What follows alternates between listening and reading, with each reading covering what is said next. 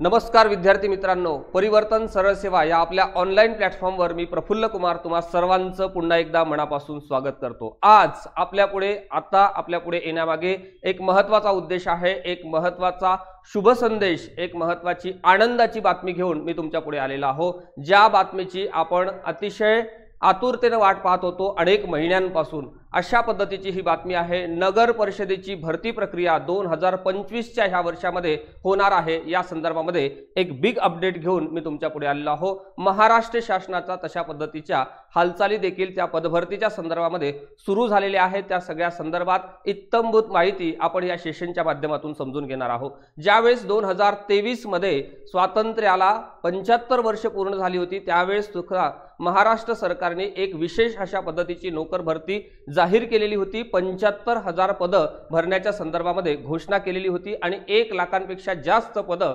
महाराष्ट्र सरकारने भरली आणि आपले बरेचसे जे विद्यार्थी वर्ग आहे त्या परीक्षेत पास होऊन महाराष्ट्र सरकारमध्ये आज सेवा देत आहे। तशाच पद्धतीची भरती प्रक्रिया मागच्या काही कालखंडामध्ये महाराष्ट्र सरकारने घोषित केलेली होती आणि एक 150 दिवसांचा प्रोग्राम या महाराष्ट्राला दिलेला होता। त्यामध्ये विविध चांगले कार्य करण्याच्या संदर्भामध्ये महाराष्ट्र सरकारने सूचना वेगवेगळ्या विभागाला दिल्या होत्या। त्यापैकी एक म्हणजे पदभरतीच्या संदर्भामध्ये सेवा प्रवेश नियम तयार करणे, त्या सगळ्या पदाच्या संदर्भातला कृती आराखडा तयार करणे आणि सोबतच रिक्त पदांचा आढावा घेऊन लवकरात लवकर 150 दिवसाच्या आत ही सगळी पदभरतीची प्रक्रिया कंप्लीट करून येणाऱ्या कालखंडामध्ये महाराष्ट्रातल्या तरुणांना एक सेवेची संधी देणं, अशा पद्धतीचा एक कार्यक्रम, कालबद्ध अशा पद्धतीचा कार्यक्रम महाराष्ट्र सरकारने 150 दिवसांच्या प्रोग्राम अंतर्गत जाहीर केलेला आहे। त्या अंतर्गतच येणाऱ्या कालखंडामध्ये फार मोठ्या प्रमाणामध्ये भरती प्रक्रिया आपल्याला पाहायला मिळणार आहे। त्यापैकीच एक भरती प्रक्रिया अर्थातच नगर परिषदेची जी भरती आहे ती आपल्या पुढे आता होऊ घातलेली आहे। आता यामध्ये ही जी काही अपडेट आपल्या पुढे आलेली आहे त्यामध्ये महाराष्ट्र सरकारचं जे पत्रक आलेलं आहे तेच मी या ठिकाणी डायरेक्ट पीपीटीच्या स्वरूपामध्ये घेतलेलं आहे। लक्षात घ्या, नगर प्रशासन संचालनालय महाराष्ट्र शासन अंतर्गत आपल्याला हे या ठिकाणी काय दिसते, अपडेट दिसते। आता या अपडेट मध्ये जर तुम्ही तारीख पाहिली तर तुम्हाला लक्षात येईल की ही जी तारीख आहे ही तारीख तुम्हाला इथे दिसते 28 ऑगस्ट 2025 अशा पद्धतीची ही अपडेट दिसते, म्हणजे ही कालचीच अपडेट आहे। आता यामध्ये सरकारने काय सांगितलेलं आहे ही गोष्ट लक्षात घ्या। याचा मूळ विषय काय आहे, विषय बघा, विषय तुम्हाला दिसते नगर परिषद आणि नगर पंचायत मधील सरळ सेवेने भरावायची रिक्त पदे भरण्यासाठी संचालनाच्या स्तरावरून एकत्रितपणे पदभरती कार्यक्रम राबवण्यासाठी राज्यस्तरीय समिती कार्यवाही करण्याबाबत, म्हणजे ही समिती स्थापन करण्याच्या संदर्भामध्ये जी काही कार्यवाही करायची आहे त्या सगळ्या संदर्भाने हा विषय महाराष्ट्र सरकारने या पत्रकामध्ये दिलेला आहे। ही गोष्ट या ठिकाणी लक्षात घ्या। त्याचा संदर्भ देखील 2022चा आपल्याला या ठिकाणी दिलेला आहे।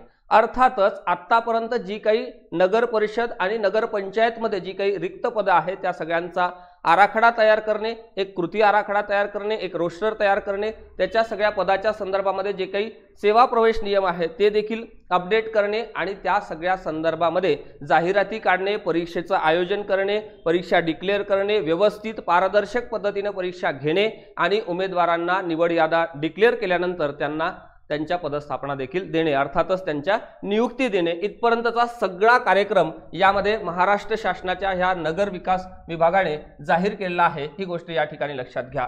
या सगळ्या शासनाच्या निर्णयासाठी महाराष्ट्र शासनाच्या वतीने मी आपल्या संपूर्ण विद्यार्थीच्या वतीने महाराष्ट्र सरकारचं पहिल्यांदा धन्यवाद देऊ इच्छितो।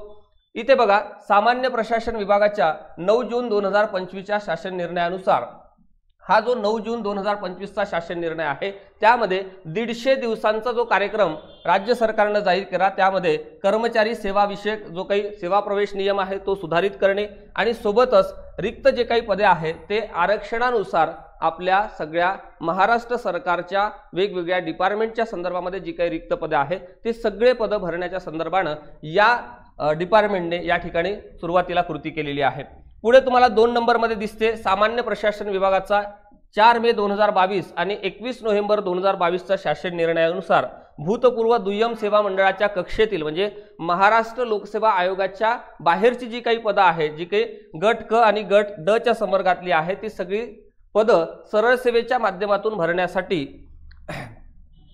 मार्गदर्शक सूचना देण्याच्या संदर्भामध्ये या ठिकाणी उल्लेख केलेला आहे। तसेच TCS आणि IBPS या दोन कंपन्यांची नियुक्ती स्पर्धा परीक्षा घेण्यासाठी करून देण्यात आलेली आहे। महाराष्ट्र सरकारने महाराष्ट्रातल्या MPSCच्या कार्यक्षेत्राच्या बाहेरची जी काही सरळ सेवेची पदं आहे, ज्याला आपण डायरेक्ट रिक्रुटमेंटचे पद म्हणतो, त्या सगळ्या पदाच्या भरतीच्या संदर्भामध्ये या दोन कंपन्यांची निवड केलेली आहे। म्हणजे आता सरळ सेवेच्या परीक्षेच्या संदर्भामध्ये आपल्याला माहिती आहे की काही परीक्षा TCS घेते, काही परीक्षा IBPS घेते आणि काही परीक्षा संबंधित विभाग घेते। जसं की न्यायालयाची परीक्षा ही फक्त न्यायालयच घेते, त्या न्यायालयाची जी परीक्षा आहे ती कुठल्या कंपनीच्या माध्यमातून किंवा कुठल्या आयोगाच्या माध्यमातून होत नाही, तर न्यायालय स्वतः ते काय करत असते, कंडक्ट करत असते। या सगळ्या संदर्भातला एक डिटेलमध्ये व्हिडिओ देखील मी आपल्या परिवर्तन सरळ सेवा या YouTube चॅनलवर टाकलेला आहे। ज्यांना कोणत्या परीक्षा कोण घेतात या सगळ्या संदर्भामध्ये कन्फ्युजन आहे, त्यांनी आपल्या YouTube चॅनलवर त्याची लिंक टाकलेली आहे, तिथे जाऊन तो पूर्ण व्हिडिओ पहा।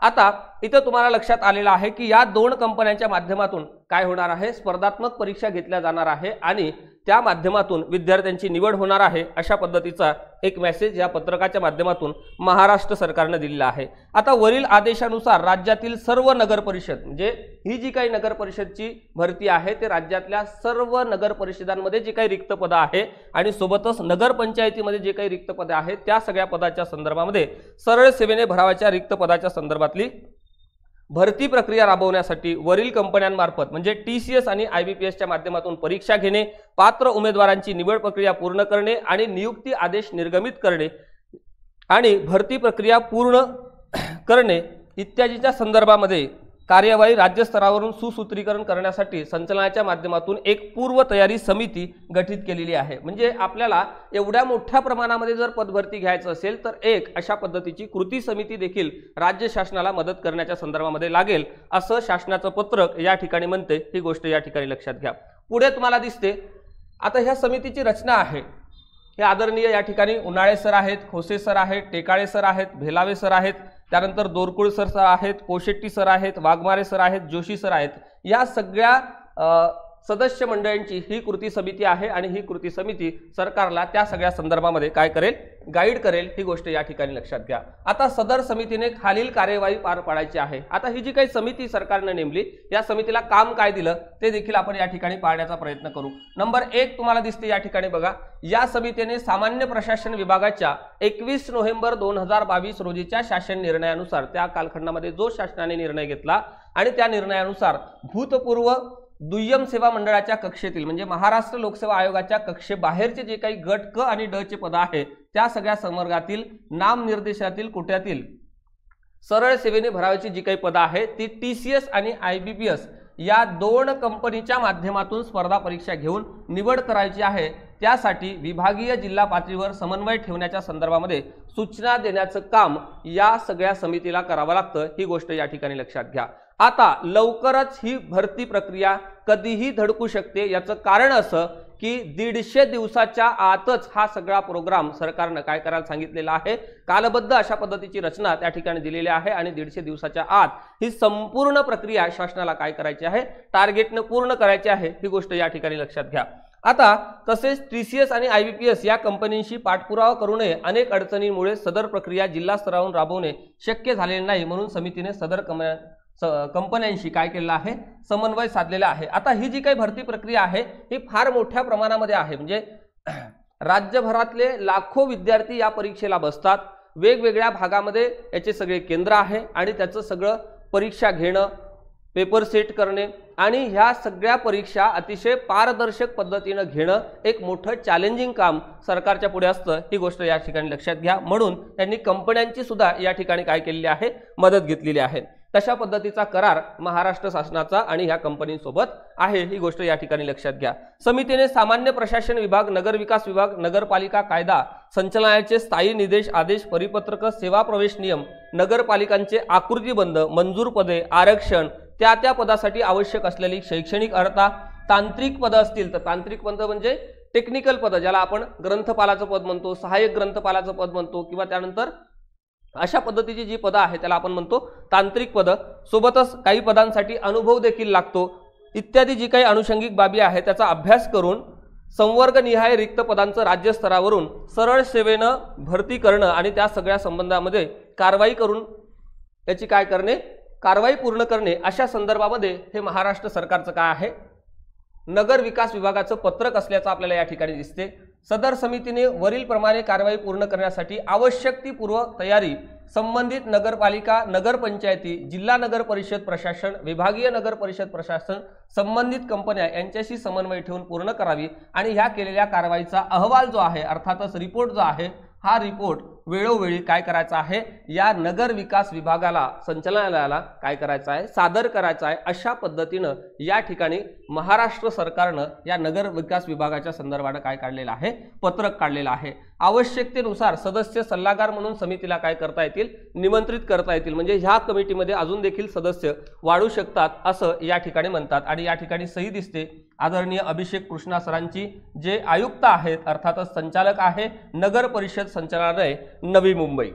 आता या शासनाच्या या अपडेटमध्ये आपल्याला काय सांगायचं आहे की शासनाने ठरवलेलं आहे पुढच्या 150 दिवसाच्या सगळ्या कार्यक्रमाच्या संदर्भामध्ये महाराष्ट्र शासनाच्या विविध विभागामध्ये जी काही रिक्त पद आहेत त्या रिक्त पदाच्या संदर्भामध्ये शैक्षणिक अर्हता, सेवा प्रवेश नियम, अनुभवाच्या काही अटी असतील आणि रिक्त पदांचा सगळा आढावा घेऊन या TCS आणि IBPS कंपनीच्या माध्यमातून या समन्वय समितीला सोबत घेऊन आपल्याला काय करायचे आहे, येणाऱ्या कालखंडामध्ये मोठी अशा पद्धतीची राज्यस्तरीय पदभरती घ्यायची आहे। ही गोष्ट या ठिकाणी लक्षात घ्या। म्हणजेच तुम्हाला जो प्रश्न पडलेला होता की नगर परिषदेची परीक्षा कोण घेणार आहे, तर याचं आन्सर क्लिअर आहे, TCS किंवा IBPS या दोन पैकी एक कंपनी घेणार आहे। 2023 मध्ये जी भरती प्रक्रिया झालेली होती ती भरती प्रक्रिया TCS ने घेतलेली होती, ही गोष्ट या ठिकाणी लक्षात घ्या। आता TCS ची परीक्षा आणि IBPS च्या परीक्षेमध्ये काय फरक असतो, TCS चा अभ्यासक्रम आणि IBPS चा अभ्यासक्रम कसा असतो, काठिण्य पातळी कशी असते, प्रश्न विचारण्याची पद्धत कशी असते, या सगळ्या संदर्भाने देखील मी अलीकडेच 2 दिवसापूर्वी आपल्या चॅनलवर व्हिडिओ टाकलेला आहे। तो सगळा व्हिडिओ पहा। जे सगळे नवीन विद्यार्थी आहे की ज्यांना आता येणाऱ्या कालखंडातल्या ह्या सगळ्या परीक्षा पास करायच्या आहेत त्यांनी तो व्हिडिओ अवश्य पहा, जेणेकरून तुमचे सगळे डाऊट त्या ठिकाणी काय होतील, क्लिअर होतील। ही गोष्ट या ठिकाणी लक्षात घ्या। आणि या सगळ्या संदर्भाने आपली 2023 ला देखील बॅच होती, आता देखील बॅच असणार आहे आणि टप्प्याटप्प्याने तो सगळा भाग आपण ह्या परीक्षेच्या संदर्भाने कव्हर करून घेणार आहोत। ही गोष्ट या ठिकाणी लक्षात घ्या। आणि लवकरच या सगळ्या संदर्भातली जाहिरात कधीही धडकू शकते, म्हणून ज्यांना येणाऱ्या कालखंडामध्ये नगर परिषद भरतीच्या माध्यमातून आपल्याला महाराष्ट्र शासनामध्ये जाऊन महाराष्ट्रातल्या तमाम सर्वसामान्य लोकांची सेवा करायची आहे त्यांनी आत्तापासून अभ्यासाला लागा। या सगळ्या तुमच्या प्रवासामध्ये, अभ्यासामध्ये आपली परिवर्तन सरळ सेवेची संपूर्ण टीम व स्वतः मीही तुम्हाला प्रत्येक टप्प्यावर मदत करणार आहोत। ही गोष्ट या ठिकाणी लक्षात घ्या। आता काय होते की जाहिरात आल्यानंतर बराचसा मोठा वर्ग त्या ठिकाणी काय होत असतो, जागरूक होत असतो, पुस्तकाच्या संदर्भामध्ये, संदर्भ साहित्याच्या संदर्भामध्ये मार्गदर्शकाचा शोध घेतो, क्लासचा शोध घेतो, परंतु असं होत नाही। जर तुम्हाला येणाऱ्या कालखंडातली परीक्षा पास करायची असेल तर खऱ्या अर्थानं कुठेतरी अगोदरच 4 महिने अगोदर, 6 महिने अगोदर परीक्षेच्या अभ्यासाला, तयारीला लागावं लागतं। म्हणून आत्ताही वेळ गेलेली नाही, उलट आपल्याला महाराष्ट्र शासनाने एक क्लॅरिटी दिलेली आहे की येणाऱ्या कालखंडातली नगर परिषदेची जी भरती आहे ती भरती निश्चितपणे TCS आणि IBPS च्या कंपन्यांच्या माध्यमातून होणार आहे। 18 जुलै 2024 चा महाराष्ट्र शासनाचा निर्णय जर आपण पाहिला तर त्या निर्णयामध्ये असं सांगितलेलं होतं की महाराष्ट्र लोकसेवाच्या व्यतिरिक्त इतर ज्या काही सरळ सेवेच्या भरती आता आपण घेतो आहे त्या सरळ सेवेच्या भरतीतली जी काही पदं आहेत ती देखील महाराष्ट्र शासनाकडे वर्ग करण्याच्या संदर्भातला तो GR होता। त्यानंतर महाराष्ट्रातल्या अनेक विद्यार्थ्यांमध्ये संभ्रम निर्माण झालेला होता की कोणती पदं महाराष्ट्र लोकसेवा आयोग घेते आणि कोणती पदं कोणत्या वर्षापर्यंत TCS आणि IBPS च्या माध्यमातून घेणार आहे, ही गोष्ट लक्षात घ्या। आता ती देखील क्लॅरिटी आपली काय झालेली आहे, क्लिअर झालेली आहे। ही जी भरती आहे ही फार मोठ्या प्रमाणामध्ये भरती असणार आहे, ही गोष्ट या ठिकाणी लक्षात घ्या। साधारण माझ्या अंदाजानुसार या ठिकाणी मी अंदाजित तुम्हाला सांगतो 3500 प्लस पदे अंदाजित असू शकतात।